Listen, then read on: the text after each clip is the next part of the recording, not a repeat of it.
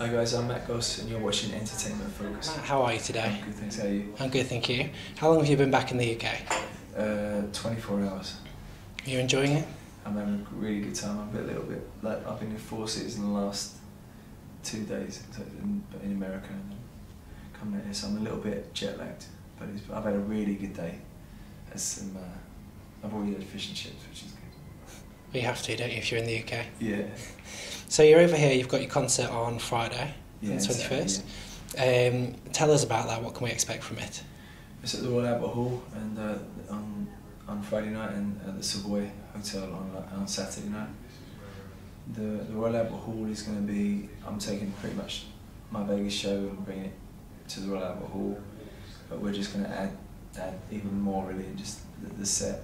We've built a set just for the Royal Albert Hall, and it's going to be very deco and very glamorous. I've got my dancers coming in, the Dirty Virgin, and all my band. So it's going to be great. It's going to be a really glamorous night, and Mitch Winehouse is going to open up the show, and it's going to be a really beautiful night. And how did Mitch come on board? Did you know him before, or? Well, I just when I found that, I've heard the news about Amy Winehouse, I was very saddened by it, and I was actually at Seas at the time, and I was a massive fan of Amy.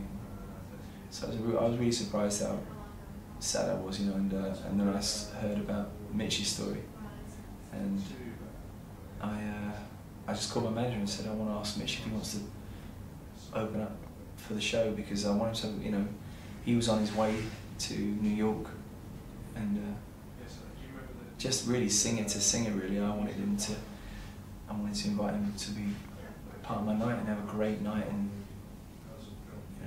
so that was really natural. It was really an organic just thing. It wasn't thought out or anything. And then we had drinks last night, and he's such a nice man.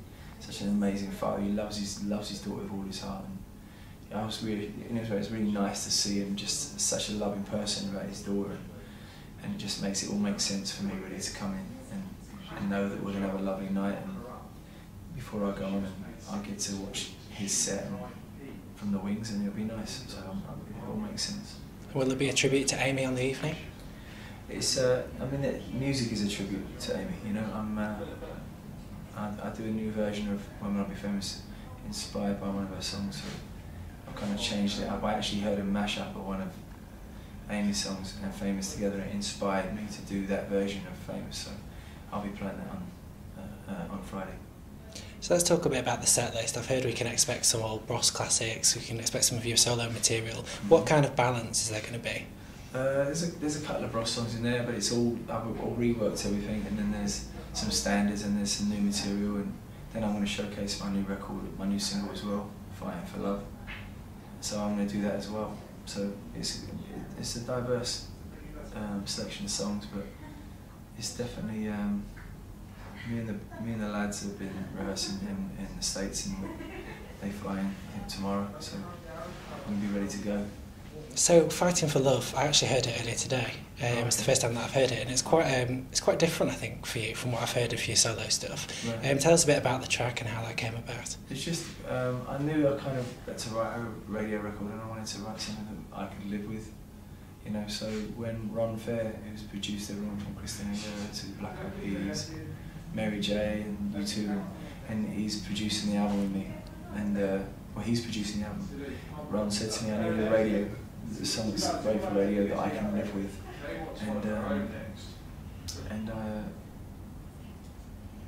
wanted to write something that was uplifting. I didn't want to write a melancholy song, because I was in a long relationship. I came out of that, and it's very tempting to write about, like the whole never waste good agony thing, but I feel really inspired lately, and it's a very joyous kind of song, and I'm really proud of it, and I like it. I'm looking forward to it on the radio. And would you say the song's quite indicative of what we can expect from your new album? The album's got a little bit more, it's slightly more intense as well, and it's the whole record's positive. It's going to be an uplifting record. I want it to be, a kind of redemption, kind of just uplifting feeling to the whole album. I don't want to write anything too melancholy, because I've done that, you know, and I feel I'm in a different place. So. And making a record with Ron was very inspiring, you know. He's made so many brilliant records. To be making a record with him, and it makes you want to up your game a little bit. Was it quite intimidating to work with somebody like him? Because like you say, he's worked with Christina from the start. No, it's not intimidating to me, it's inspiring to me. So it's nice to be able to sit in the room with him, and he's intense and I'm intense, and we butted heads a few times in a good way, in a creative way, and we've become good friends because of it.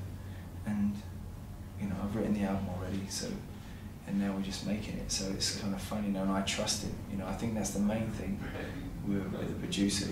You got to trust him, and I trust Ron implicitly. I can write the song and then walk away from it in some ways. Yeah, because on the record before that, the Goss album, it started the whole Vegas thing, and I wrote, arranged, produced, mixed, mastered, everything. It was just involved from the start to finish. I played probably 70% of all the instruments. It was too much as well. I wouldn't want to do that again. Did you feel when you did have that experience you were too immersed in it and you were kind of too close to the end product? I think that record was I was meant to write that because that was something that I had to do. I wanted to write a very personal record, you know, very personal. And then I got, you know, that's why I did Vegas, you know, I wrote a song called Evil on that song and on that album, and it just, I made a video, everything was self-financed and ended up going into Vegas because of that record, so I got to be thankful for that. And then that whole thing is now with you know, Robin Anson involved with my management. You know, she created Pussycat Dolls, Ron Fair did all the thing, Larry Rudolph, who manages Britney, and Rob Ferguson from the UK. It's just I got a great team of people, really nice people, you know. So I just feel we have a good time. That's the most important. We genuinely have a good time. So tell us about Robin. What kind of effect has she had on your Vegas show? Robin is the centre of it, really, in a way, because you know the team is growing, but me and Robin knew each other just because of an industry level, really. And then she decided, she said, I want to come and hear what you're doing. So she came to the studio, then came down again, and continued to come down until I finished my last record. And then together we went to Vegas because of the Pussycat Dolls, because of her connections. And somebody saw what I was doing and said, we want to meet with him. And it was weird because I went to Las Vegas, and the guy that actually said, you know, they took the meeting. It was with a big casino, and we had the meeting. I came back the next day, and he said we'll be in touch for the next few days. And I didn't hear from him. And he called me about 3 days in. He said, if you don't get this show, then I'm going to give you my watch. I went, and he knows that I like watches.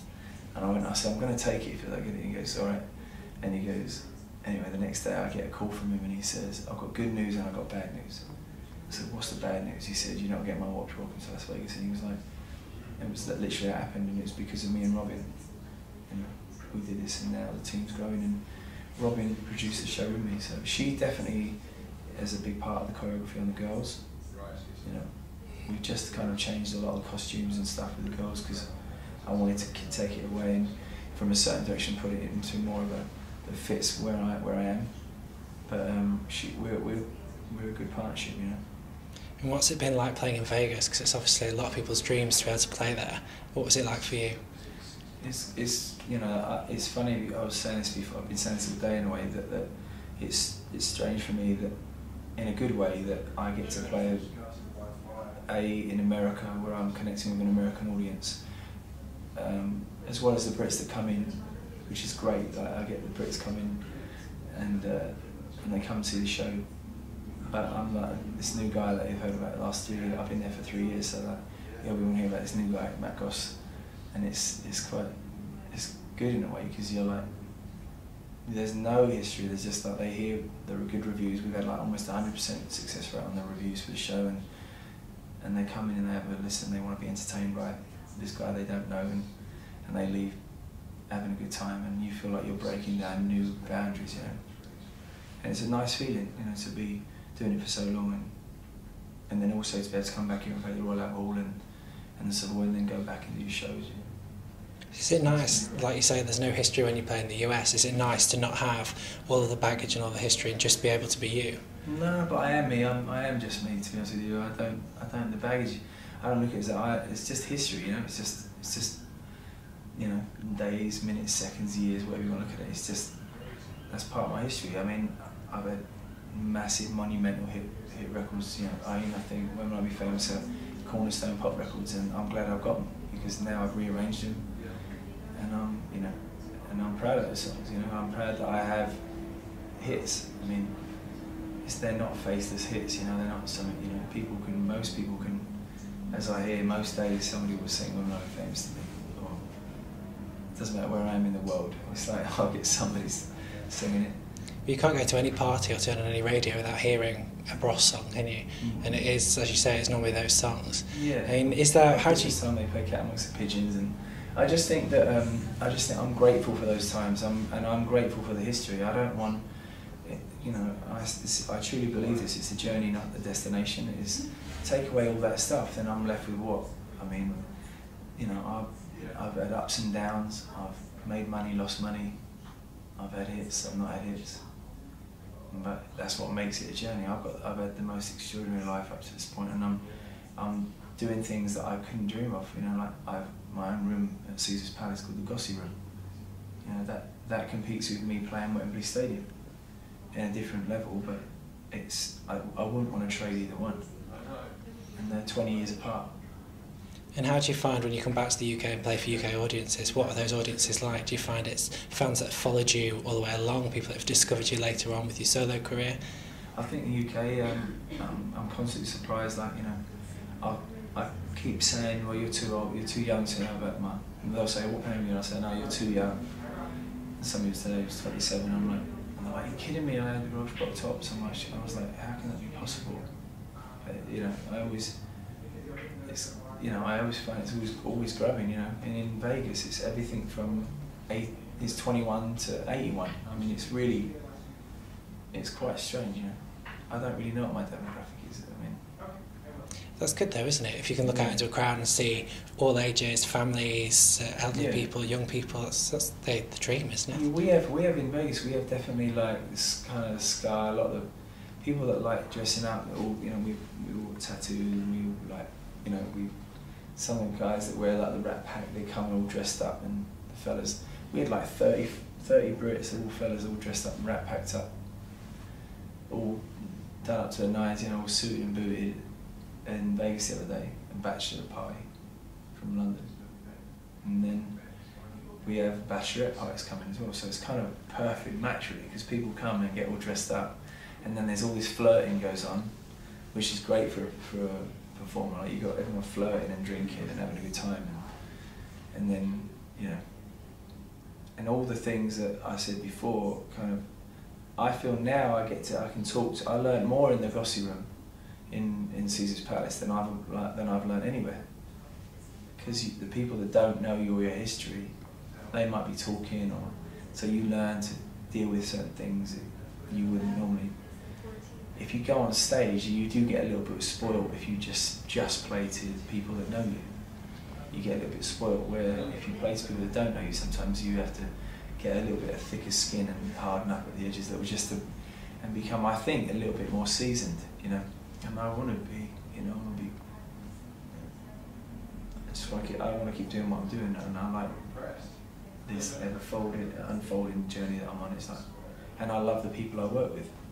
So it's just, I feel like I'm in a good position, you know. It's all the important things, isn't it? Successful career, great team, great fans. And we don't take it too seriously. Like we have a good time, you know. We're very serious about how we feel about what we're doing, you know, the standard of what we do.